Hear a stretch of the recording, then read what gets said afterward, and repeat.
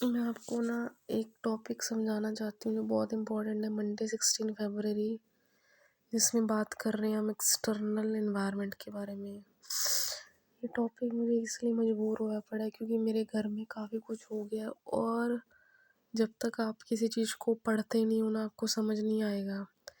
External and uncontrollable.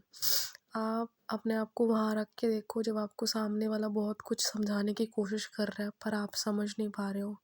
शायद आपका दिमाग कहीं और है, किसी और सिचुएशन में है, पर जब सामने वाला आपको बता रहा होता है तो आप उसकी बातों को समझ नहीं पाते हो, ध्यान नहीं दे पाते हो।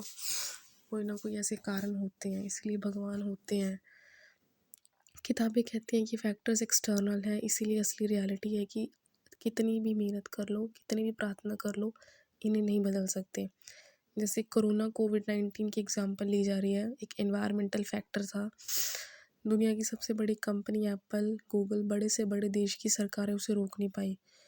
हुआ एकदम से नहीं हुआ था, शुरू हो चुका था, पर हमारे इंडिया में एकदम से आया था कोरोना। उन्हें अपना काम करने का तरीका बदलना पड़ा। इसमें बात की जा रही है हमारे अनकंट्रोलेबल फैक्टर्स के बारे में, जो हम पढ़ रहे हैं।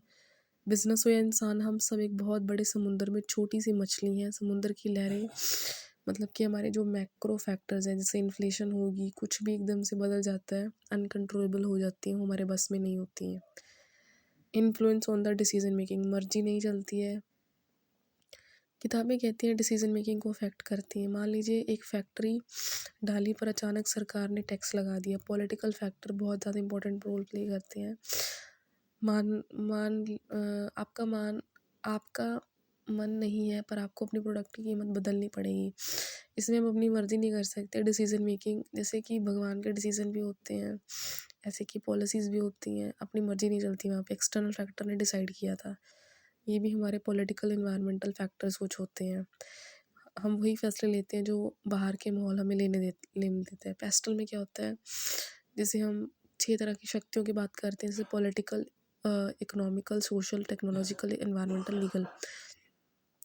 पॉलिटिकल में बात वही आ गई, कौन सा रूल आ गया, स्टार्टिंग कब से हुई होती है, आपको अब लगता है कि अब आया है, तो एकदम से जब कोई चीज़ आती है वो कुछ अनसर्टेनिटी होती है, अनकंट्रोलेबल होती है।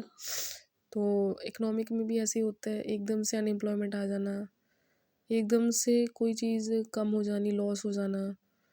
सोशल में क्या होता है कि एकदम से मतलब बदल जाती हैं चीज़ें। तो टेक्नोलॉजी में भी एकदम से नई टेक्नोलॉजी आ जाती है, एकदम से नहीं होता सब कुछ, बहुत टाइम से प्रोसेसिंग चल रही होती है, पर कब आ जाती है वो नहीं पता लगता। उसका कोई फिक्स टाइम नहीं है। जब चीज़ें फिक्स नहीं होती तो वो अनकंट्रोलेबल होती हैं। एनवायरमेंटल में जैसे कि जो नेचुरल चीज़ें होती हैं, जैसे कि ग्लोबल वार्मिंग हो गया, ठंडी चीज़ें हो गई हैं, लीगली में जैसे कुछ अथॉरिटीज़ वगैरह हो गई हैं। तो रियलिटी कंपनी है, जो इंसान ज़िद करता है कि मन नहीं बदलूँगा, दुनिया को बदलना चाहिए, तो वो चीज़ फिर ख़त्म हो जाती है। अडैप्ट करना पड़ता है, मौसम देखकर अपनी छत बदलनी पड़ती है, सर्वाइवल के लिए करना पड़ता है। तो इसलिए पढ़ाई बहुत ज़्यादा ज़रूरी है। तो अपने आप को वैसे वो करो। Thank you for watching.